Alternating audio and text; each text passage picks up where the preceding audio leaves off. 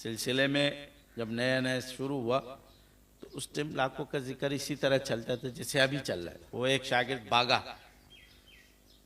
तो उसने काफ़ी लड़कों को वसवसे डाल के, हम दारुल में पढ़ते थे तो लबा थे, तो तालिब इल्म आते, तालिब इल्म की मिसाल तो औरतों की है ना, आते भी जल्दी और तेजी से जाते भी है। तो तेजी से सिलसिले में आए और तेजी से क्या हो गए, बाहर हो गए।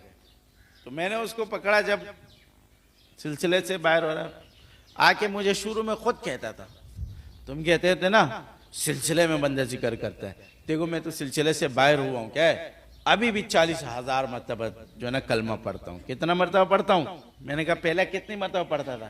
कहता है पहला 80,000 मरतबा। अब उसके दिमाग में नहीं आया कि आधा क्या हो गया, कम हो गया। सिलसिले से निकलने के बाद उसकी बरकत आधी तो क्या हो गई, कम हो गई।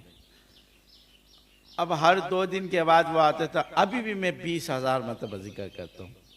मैं भी बोलता था चलो ठीक है, 20 तक तो पहुंच गए, क्या हो गया।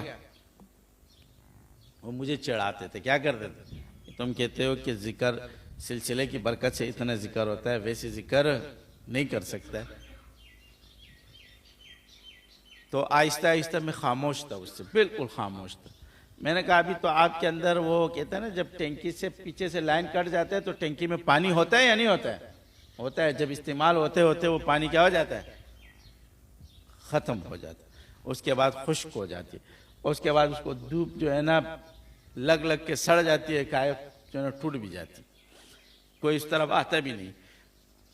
तो खामोश हो गए। 4 महीने के बाद मैंने उससे पूछा, कितने महीने के बाद मैंने उसको पकड़ा, मैंने कहा यार कितना जिक्र करता है?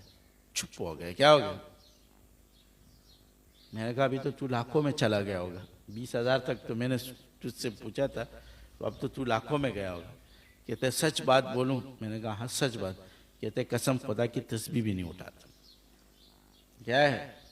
मैंने कहा ये देखी, ये होती है बरक़ात। क्या है ये? आप सिलसिले के अंदर थे तो उसकी बरक़ात ये थी कि आप लाखों का जिक्र करते थे, आपको पता भी नहीं चलता।